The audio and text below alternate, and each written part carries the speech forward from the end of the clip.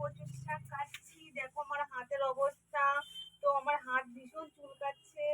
তো তোমরা আমার সাথে থাকো, দেখতে থাকো ভিডিওটা শেষ পর্যন্ত। হাই ফ্রেন্ড, দেখো কচুর শাকগুলো ভালো করে ধুয়ে তো এখন সিদ্ধ বসিয়েছি। তোমাদের সাথে আমি রান্নাটা শেয়ার করব, কচুর শাকটা কিভাবে রান্না করি আমি। তো তোমরা আমার সাথে থাকো।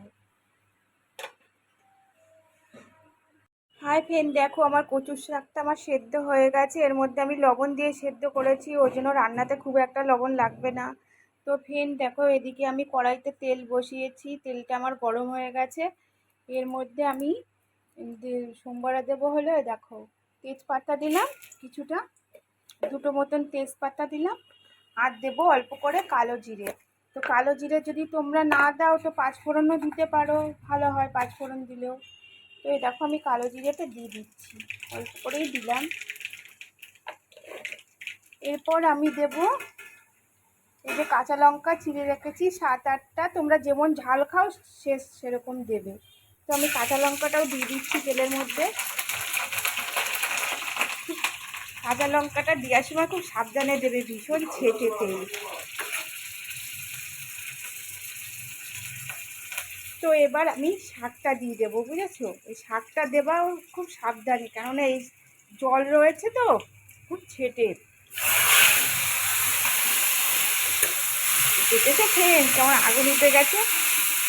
খুব রিস্ক এই কচুর শাক রান্নাটা, খুব রিস্ক।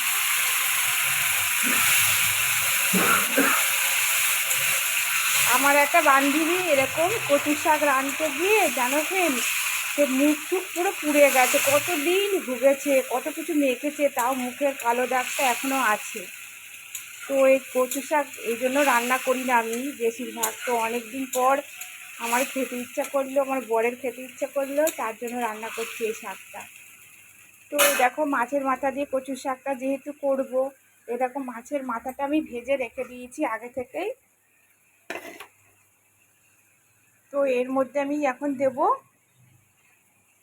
এর মধ্যে জিরের গুঁড়ো দিব অল্প করে, জিরের গুঁড়ো আর ধনের গুঁড়ো মিক্সড আছে।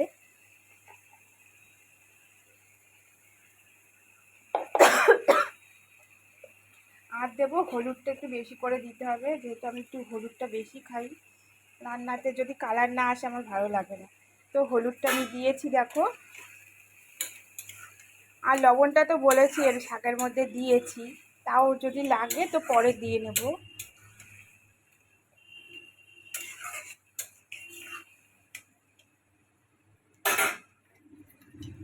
তো মাছের মাথাটাও আমি দিয়ে দিচ্ছি দেখো। এটা কি ইলিশ মাছের মাথা, বুঝেছো? এটা তোমরা করে খাবে বাড়িতে, খুব সুস্বাদু জিনিস। বড় থেকে ছোট সবাই ভালো খায় এই শাকটা, এই মাথাটা দিয়ে রান্না করলে। তো আস্তে আস্তে হোক, গ্যাসের ফ্লেম সবসময় বাড়িয়ে দিতে হবে, এই শাকে প্রচণ্ড জাল লাগে। তোমরা তো জানো, তোমরা বাড়িতে নিশ্চয়ই করো, হয়তো পদ্ধতিটা আলাদা, আমি এইভাবেই করি।